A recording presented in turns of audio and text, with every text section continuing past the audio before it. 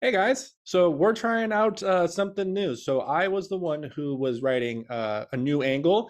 It was the newsletter that we were doing on a weekly basis, but due to my stick obsession with YouTube, we decided to turn the written newsletter instead into a weekly news update segment. So for each week now, I'm going to be updating you during the season on the goings on in the world for both fantasy redraft and dynasty news that's going on out there. We're just going to cover some big news in the NBA too. And we're going to keep these ones short for you too. Moving on into big news around the league, the Lakers continue to toy with my blood pressure. So for this week, after starting off the week with back-to-back losses to Houston and Atlanta, they decided to go to Boston without LeBron and AD and beat the Celtics. Austin Reeves going off for over 30 points. And then once Bron and AD came back yesterday, they decided to go to New York and beat the Knicks. So crazy, up and down performances from this team. It's like I said, definitely toying with my health this season. So hopefully they can find some more consistency there. But just crazy to see them beating a team that has one of the best records at home this year, and then one of the most red hot teams in the league right now. Speaking of the Knicks, I think Jalen Brunson should have started the All-Star game. So just wanted to put that out there. But let's talk about a little bit more about the All-Star game here. So the All-Star game roster has been announced, as well as the Rising Stars Challenge. So obviously there could be arguments for Victor Wembanyama to both be an All-Star and not to be an All-Star. The only reason why I want him to be an All-Star is that the level of teammates he's going to play with, as well as the level of defense he's going to be playing against, is going to make the All-Star game worldwide yearly attraction. With the way that Victor plays and the level of teammates he could have, imagine the lobs coming from LeBron, Halliburton, Jokic, Shea Gilgeous-Alexander. Imagine the types of passes that these guys are going to be capable of delivering to Wembanyama. These are types of things that a lot of players in the Spurs are not going to be able to do. He really only has Trey Jones finding those good passes for him. So imagining him alongside somebody like a LeBron, like a Halliburton, the accuracy of the passes, it's going to be like tossing up lobs to Kareem. That's basically what Wembanyama has been like lately. Just toss it up anywhere in his general area and he's going to go get it. So having passes of the highest level and the highest level of precision, I think once he does make it to the All-Star game for moving forward, it's going to become a huge attraction yearly, just because of how probably we're going to see a lot of All-Star game MVPs coming from Wembanyama. But he is going to be in the Rising Stars Challenge. And so for that game happening out in Indianapolis, it's freshmen, sophomores, as well as G League players. They're going to be split onto 3 rosters. So there are some good passers available in this pool. If he got stuck onto a team with Keontae or Scoot Henderson, who's been doing great lately, if he can get stuck onto a team with Paulo, Dyson Daniels, Jaden Ivey, someone who's able to find good passes for him, I think we'll see a big performance coming out of Wembanyama. So hopefully he gets to be on a good roster with a good playmaker, because he's just going to be a huge attraction for All-Star Weekend moving forward. On an unfortunate note, it seems like there was a confirmed meniscus tear in the left knee for Joel Embiid. That's definitely a huge blow for the 76ers. This dude was playing out of his mind this season. Meniscus is always a tricky one. He's still weighing the options right now, and that's why meniscus is a tricky one, because it is possible to recover from a meniscus tear without getting surgery. So it seems like he's probably currently making that decision whether he wants to have surgery or just go through rehab. So meniscus is definitely a tricky one. I wish all the best in the recovery for Joel. Obviously, you should be rostering Paul Reed at this point.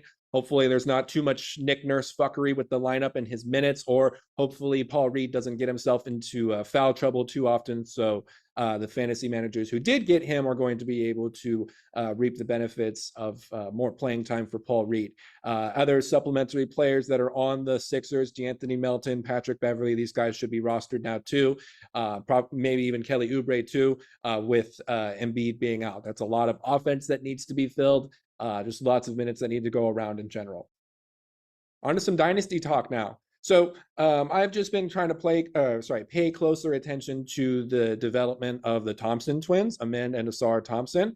So looking at their minutes per game, Amen is currently at 16. So we know he was coming out or coming back from a big ankle injury to start the year. So he needed some extra time to develop. Spent a little time with the Rio Grande team too, before coming fully back to the Rockets. But it's more so lately that Amen's been turning it on. I think he did sneak into the top 100 over the last week.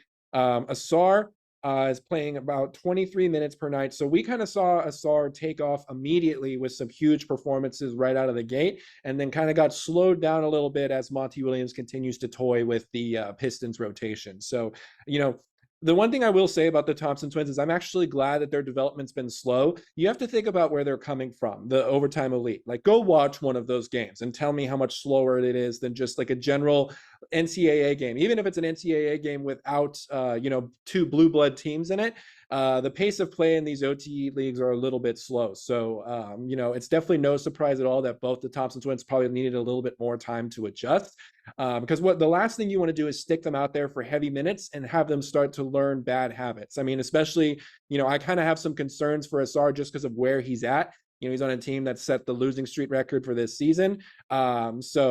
Hopefully he doesn't develop any, bad habits that come from getting, heavy minutes on a bad team, and kind of just having to learn as he goes, as opposed to someone who's on a team that does a bit better with their winning record, where he can kind of be eased into the process, which seems to be the case for the brother Amen over there with Houston. So, going to be paying closer attention to the both of them moving forward. These guys are both still top 50 dynasty assets easy. So do not sell low on these guys, even if their minutes kind of fluctuate a bit in their rookie year. That should be expected, especially from the league that they came from coming into the draft.